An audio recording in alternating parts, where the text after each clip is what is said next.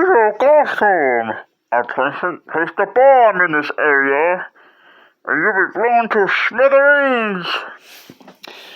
Sorry about my awful Bane impression, but if that wasn't a giveaway, I'm going to be sharing my thoughts on The Dark Knight Rises, the third film in the Christopher Nolan film trilogy.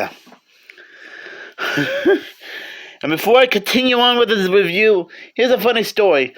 I did start recording the first 4 minutes and 3 seconds of this review until I got an unexpected spam call, which actually interrupted my filming process. So this is like technically take 2 right now. So I just had to let you guys know that. But yeah, this is the third film in the Christopher Nolan film trilogy.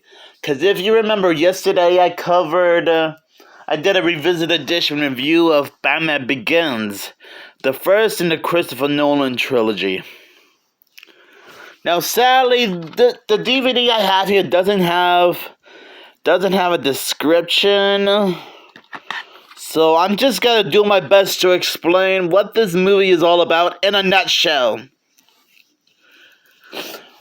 Gotham City is about to be terrorized by a brand new villain named Bane, who has planted a bomb in several locations in Gotham City and tries to release all of Gotham's dangerous villains out in the open to wreak havoc.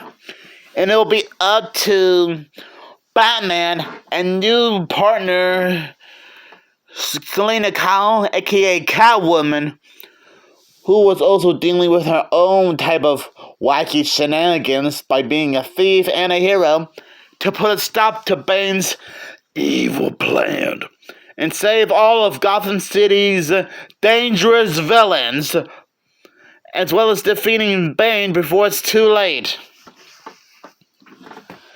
Now, I'm not gonna lie. Holy hot diggity dang. This might have been one of the most intense Batman-related DC movies ever. I mean, compared to Batman Forever, Batman Begins, Batman Returns, Batman Mask of the Phantasm, Sub-Zero, or Scooby-Doo and Batman the Brave and the Bold, for example. This was quite a crazy intense movie. It does have an interesting plot with a beginning, middle, and end. A lot of great action sequences. I do like the idea of introducing Bane and Catwoman to this movie. And while Catwoman isn't really that big of a threat, there's no doubt that Bane is a much bigger threat in this movie. I mean, he could give the Scarecrow, Ra's al Ghul, who does make a brief cameo later on in the movie, and the Joker a run for their money. In fact, Bane makes the Joker, Ra's al Ghul, and the Scarecrow look like your typical high school bully. Or at least make them look tame compared to what Bane has in mind. Okay, well, granted, the Joker would be impressed by what Bane is trying to do, but still. I mean, there is a lot of crazy shenanigans happening in this movie. And I get this movie also does have callbacks to not only the first Batman movie, Batman Begins, but also The Dark Knight, which was like the second Batman movie, because there were like flashback sequences that shows Harvey Dent as Two-Face, and somehow the police force thought that Batman killed Harvey Dent, aka Two-Face. Don't know much about that history, about that. I don't know much about that film's background, but Something tells me I might have to pick up the second movie, The Dark Knight, just to get some context as to what that was all about. I gotta admit, Christian Bale still does a decent job playing Batman. I mean, sure, the way he talks like Batman still sounds a little bit silly in my opinion. Oops. In fact, I already brought that up in my Revisit Edition review of Batman Begins. But I'll still forgive Christian Bale because I know he's an actor, and I know he's doing his best with what he was giving. Which, to be fair, that's totally respectful. That's totally understandable. A lot of actors had to do their best with what they were given, Now,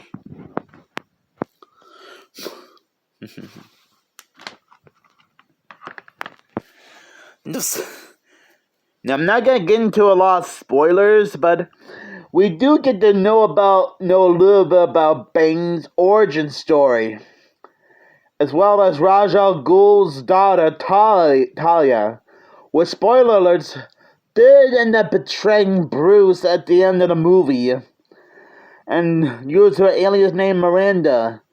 And sorry for the spoiler alert, but for Bane's backstory, I'd rather not give into so much detail with spoilers on his origin story because, well, if you guys watch this movie for yourself, or at least saw everyone else on YouTube, like the Nostalgia Critic, talk about The Dark Knight Rises, you would have to know what to expect about Bane's origins and what his goal is.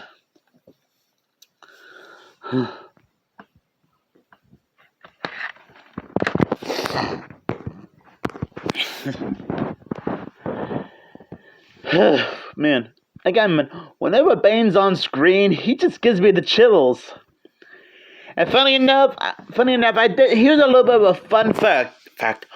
According to the Nostalgia Critic who also covered this movie, apparently when the trailer for this movie was dropped, like, years ago, a lot of people were having trouble understanding what Bane was saying in the trailer for this movie, so I guess the actor playing Bane had to come back to re-record some of his lines, or at least dub over them, so that way the audience can understand what he's saying. So I guess that's sort of like a last-minute idea.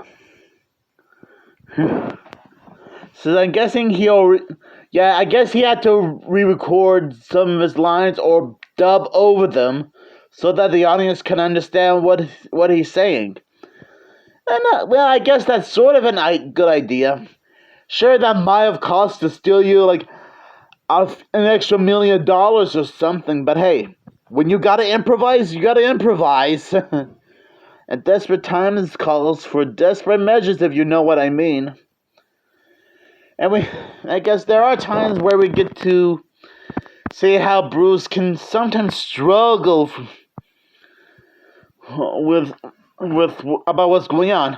Like how Bane was really pounding the tar out of Batman earlier. And there is some heartbreaking moments between him and Alfred. Again, you would have to watch the movie yourself to know what I'm talking about. Or at least check out the Nostalgia Critic's review of this movie, just so you know what I'm talking about. In fact, I'll leave the link to Nostalgia Critic's review of this movie down in the description below for you guys to check out. And yes, I guess this is sort of like a little spoiler alert, but I guess it was revealed that Rachel did die during the events of the second Christopher Nolan's Batman movie. Which kind of a spoiler alert for me, because I wasn't even thinking about where Rachel is until Bruce and Alfred was talking about what happened to her. I guess I have to check out sorry for the stuttering. I guess I'll have to check out The Dark Knight someday, just so I'll know what's going on. And I'm guessing in that one features the aforementioned Harvey Harvey, but wasn't it?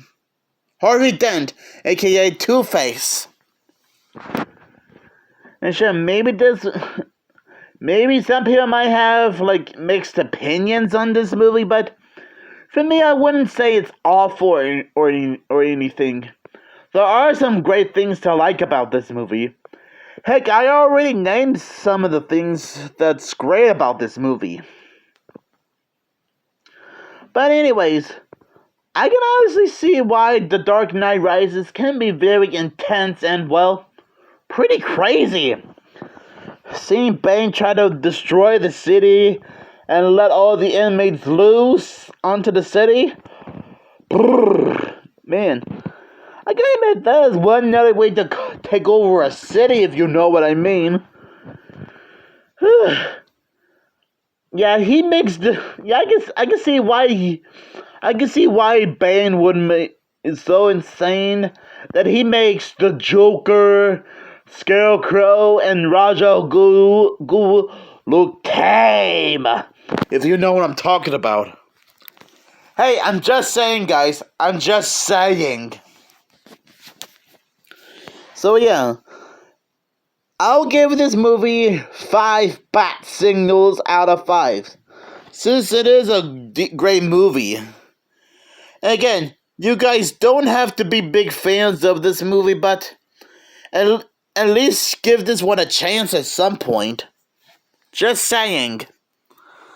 So make sure you guys have a great day, and don't forget, tomorrow I'll be doing a second look, aka revisit edition review of Heaven Can Wait. Oh, by the way, it's also snowing again in my hometown. What are the odds of this happening again?